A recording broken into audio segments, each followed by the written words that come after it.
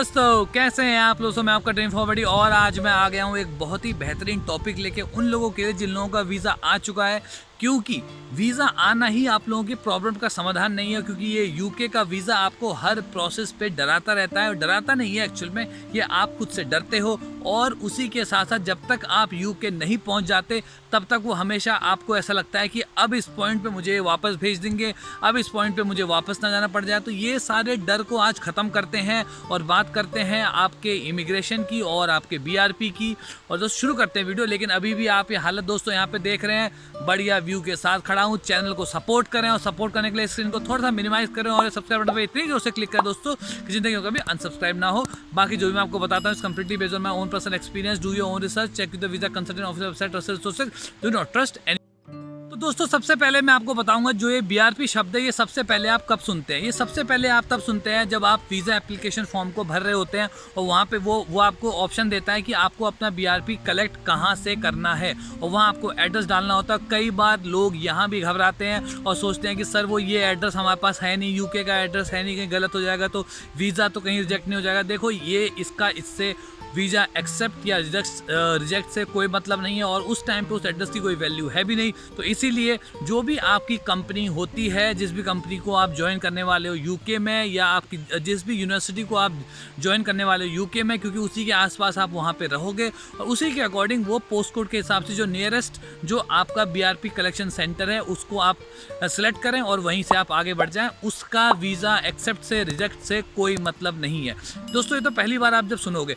उसके बाद जैसे ही आपका वीज़ा लग जाएगा, प्रभु की कृपा से जब आपका वीज़ा लग जाएगा दोस्तों, तो वीज़ा लगने के बाद सबसे पहले आप जाते हो वीएफएस सेंटर पे। यहाँ भी एक आपको डर सता रहा है कि आपके वीनेट स्टिकर आपके पासपोर्ट पे लगा है कि नहीं लगा है। लेकिन आप जब अपना पासपोर्ट खोलते हो तो आपको वीनेट स्टिकर मिलता है, आप खुश हो जाते हो। और फिर भी कई बार लोग इस स्टेज पे भी डरते हैं, क्योंकि उसी वीज़ा एप्लीकेशन उसी वीनेट और पासपोर्ट के साथ एक डिसीजन लेटर भी आता है साथ में।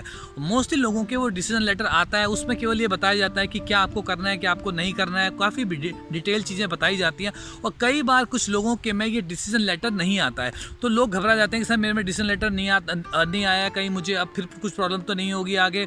देखो, अगर आपके एक बार पासपोर्ट में वीनेट स्टिकर लगा है, प्रॉपर सारी डिटेल्स वहाँ पे सही है, उस डिसीजन लेटर का कोई काम नहीं है। मुझसे तो अब तक जो एक्सपीरियंस है उसमें किसी ने नहीं पूछा, मेरी वाइफ का, बच्चे का, इतने लोगों का मैंने अभी बात हुई है, बट किसी का भी डिसीजन लेटर नहीं मांगा गया। तो अगर आपके पास है वो तो बढ़िया है, बट अगर नहीं है तो भी टेंशन लेने की दोस्तों ज़रूरत नहीं है, काम चल जाए। एक नेक्स्ट डर का सामना करते हैं जो आप हमेशा बोलते हैं इमिग्रेशन से कहीं मुझे वापस ना कर दें, या वहाँ इमिग्रेशन से मुझे यूके में, लंदन में डिपोर्ट ना कर दें। तो दोस्तों ये हमेशा एक डर रहता है जो कॉमन है, कोई प्रॉब्लम नहीं है, बट मैं फिर भी आपको समझा देता हूँ कि आखिर प्रोसेस में होगा क्या। इमिग्रेशन आपका दो जगह पे होगा, एक इंडिया में और एक आपका यूके में। और टिकट का जब आप चेक इन करते हो उस टाइम भी आपके डिटेल्स वगैरह होनी चाहिए। बट आपके पास जो इंपॉर्टेंट डॉक्यूमेंट जो होने चाहिए यूके जाने के लिए, वीनेट स्टिकर लगने के बाद आपका पासपोर्ट जिस पे वीनेट स्टिकर लगा होना चाहिए। दूसरा दोस्तों आपका क्या कहते हैं, टिकट आपके पास ऑब्वियसली होना चाहिए। उसके अलावा आपका COS लेटर अगर आपके पास है तो एक कॉपी आप रख सकते हैं, काम पड़ता नहीं है, बट मोबाइल में हैंडी रखें। मोबाइल में कहीं ना कहीं एक डिजिटल कॉपी पक्का रखें उसकी। प्लस आपके पास अगर कोई ID प्रूफ में तो पासपोर्ट आपका है ही, प्लस आपके पास अगर ऑफर लेटर है वो पक्का आप रख सकते हैं। अदरवाइज कुछ भी काम नहीं पड़ने वाला है। बात करते हैं इमिग्रेशन क्वेश्चंस की। तो दोस्तों इमिग्रेशन क्वेश्चन में वो इंडिया में तो बहुत ही बेसिक डिटेल्स आपसे पूछेंगे, बहुत कहाँ जा रहे हो, क्या करोगे, कैसा क्या है, क्या काम है। ये कोई दोस्तों घबराने की ज़रूरत नहीं है।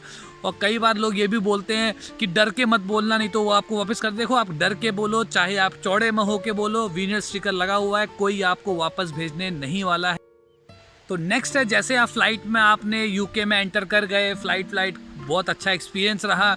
उसके बाद दोस्तों जैसे ही आप लंदन पहुंचते हो वहाँ पे होता है आपका दूसरा इमिग्रेशन, और वहाँ पे भी आपको घबराने की ज़रूरत नहीं है। इंग्लिश का थोड़ा बहुत प्रॉब्लम रहता है, बट आप किससे भी पूछ सकते हो। स्टाफ काफ़ी ज़्यादा वो होता है, क्या कहते हैं, हेल्पफुल होता है, तो पूछ सकते हो।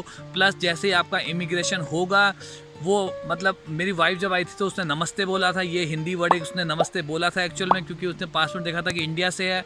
बाकी वो कुछ बेसिक डिटेल वो भी पूछेगी, कहाँ से आए हो, क्या हो और कहाँ जाओगे, क्या डेजिग्नेशन है, क्या करोगे। बाकी वो आपसे ना टीवी टेस्ट, ना आइल्स का सर्टिफिकेट, वो भी आपसे कोई कुछ नहीं पूछने वाला है दोस्तों। COS कहीं ना कहीं आप अपने मोबाइल में रख सकते हो ताकि ये डिजिटल कॉपी उनको दिखा सको।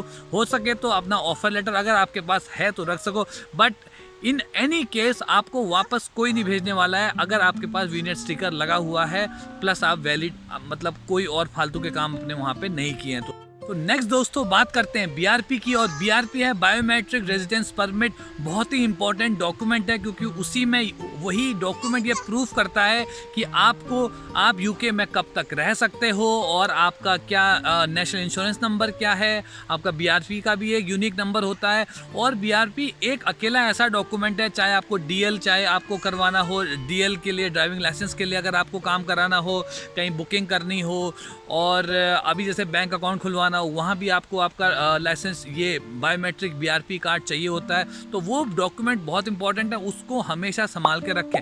लेकिन कब कलेक्ट करें दोस्तों मैं आपको बता देता हूँ कि जैसे ही आप UK में एंटर करते हो, सबसे पहला काम आपका यही होना चाहिए इंस्टाग्राम स्टोरीज लगाने के बाद कि आप अपने BRP को कलेक्ट करें, जो उस कलेक्शन ऑफिस से जहाँ पे आपने सिलेक्ट किया है वीज़ा एप्लीकेशन फॉर्म भरते टाइम।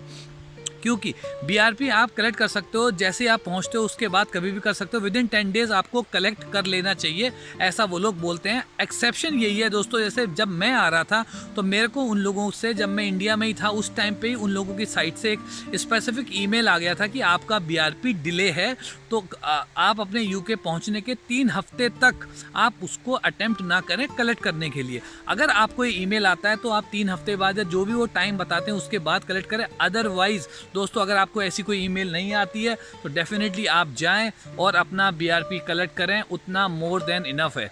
ओके, तो ये है दोस्तों BRP का काम।